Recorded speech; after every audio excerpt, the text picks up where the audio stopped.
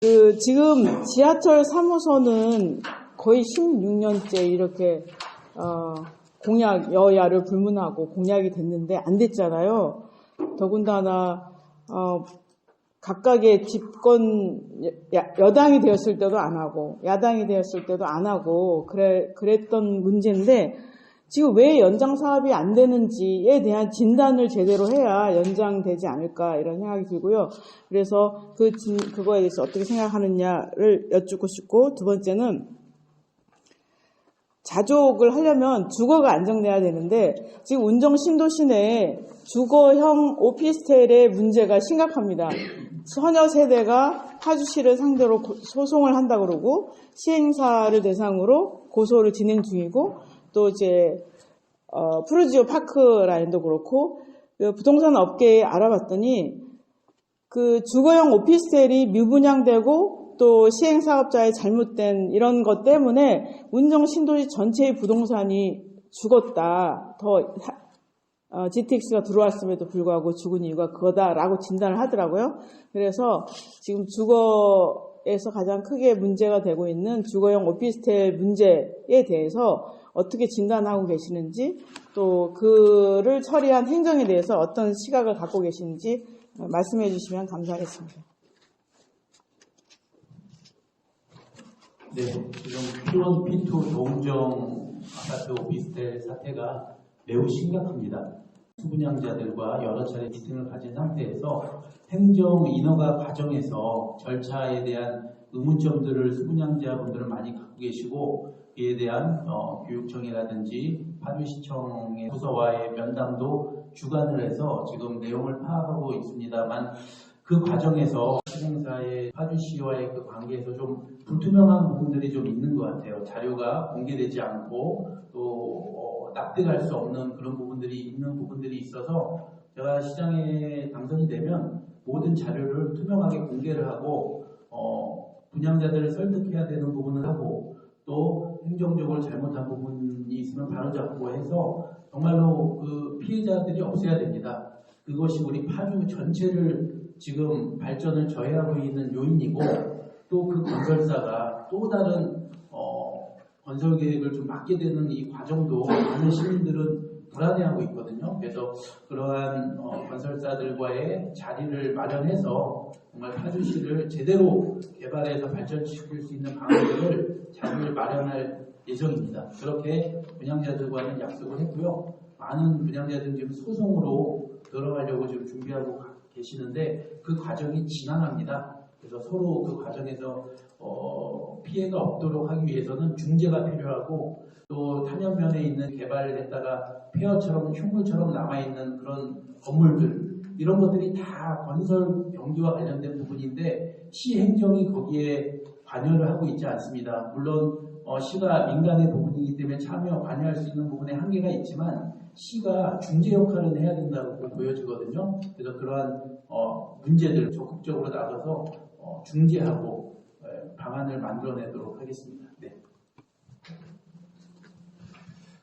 저 또한 기존의 아파트보다는 오피스텔에 분양하는데 주안점을 두고, 사실 수분양자에 대한 어떻게 보면 유도 내지는 유인을 해서 그때 당시 분위기, 경기의 부양책에 따라서 주변에 같이 호응을 하고 분양까지 이루어지고, 또한 홍보의 단계에서도 여러 가지 오인되는 부분, 이런 부분이 없지 않아 있었던 부분이 국회를 불러일으키고 분노를 일으키는 부분이고, 그리고 시행사 간의 분쟁의 소지가 되는 여러 가지 부분이 있는 것 같습니다.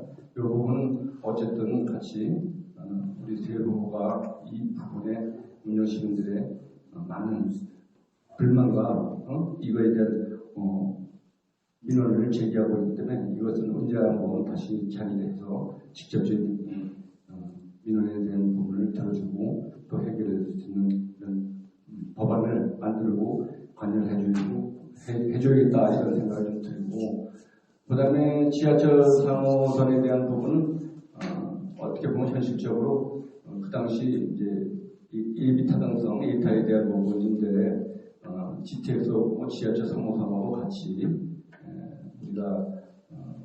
우리가 파주시에 유치를 하려고 경쟁하다 보니까 누가 봐도 GTX가 우선시 됐기 때문에 그 다음에 이제 개통이 되고 지하철 3호선에 이제는 요번에 확정을 해야 되는 거 아닌가 하고 1차적으로 이제 형식적인 절차입니다만 5차 철도망 구축 계획에 반영을 넣고 그 다음에 여러 가지 예타에 대한 BC가 나올 수 있게끔 여러 가지 저희가 내부적으로 주장하는 이유는 확정적으로 파주시에 유치하려면 파주 현장이 되게끔 하려면 아무래도 BC 예타가 통과가 되어야 된다. 그러려면 수원과 활발한 수원과 파주는 비교도 되지 않느냐. 어떻게 보면 접견 지역이고 중첩 기지에서 우리는 고통만 받고 여지껏 나라를 위해서 희생만 했는데 우리 특별히 보상해 줘야 되는 거 아니냐. 특히 교통수단에 대한 부분은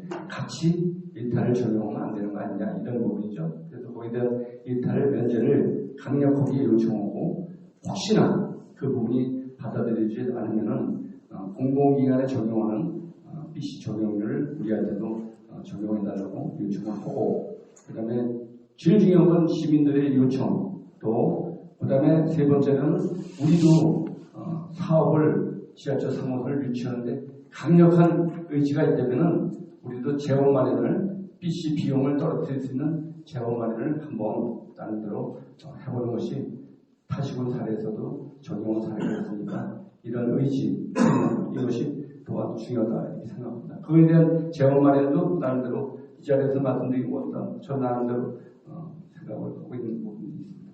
여기까지만 말씀드립니다.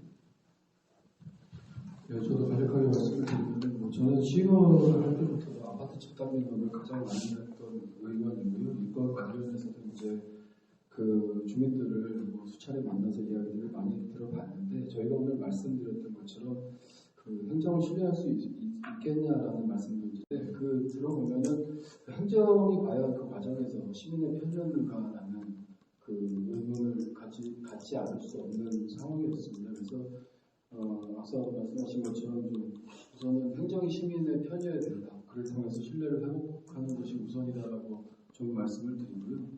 그리고 사무소 같은 경우에는 저희가 사람들을 만나보면 여전히 이제 가장 큰 그 요구 사항 중에 하나입니다. 저희도 이제 포기할 수 없는 과제이고요. 근데 지금 저희가 당초 민자 사업으로 해왔던 것들에 대해서는 이제 어느 정도 한계가 드러난 만큼 좀 새로운 차원에서 다시 좀 접근을 해봐야 되지 않나라는 그런 기본적인 생각을 가지고 있습니다. 제가 말씀드리는 것도 얼마든지 유동적인 거지만 민자 사업 예를 들어서 민자가 가능한 부분은 민자를 하고 안 되면은 재정 사업도 좀 같이 고려를 해야 된다는 생각을 가지고 있고 한 번에 연결이 다 되면 좋겠지만 그게 한 번에 연결이 안 된다면 단계를 1단계, 2단계로 나눠서 예를 들어서 1단계는 운전까지, 2단계는 금융력까지, 3단계는 문상까지라든가 좀 한 번에 다 하면 좋겠고 민자 사업을 이렇게 하면 좋겠지만 그런 것들이 안 된다면 좀 다양한 방식으로 좀 접근해서 전략적으로 도전을 해볼 필요가 있지 않나라는 그런 생각도 해봅니다.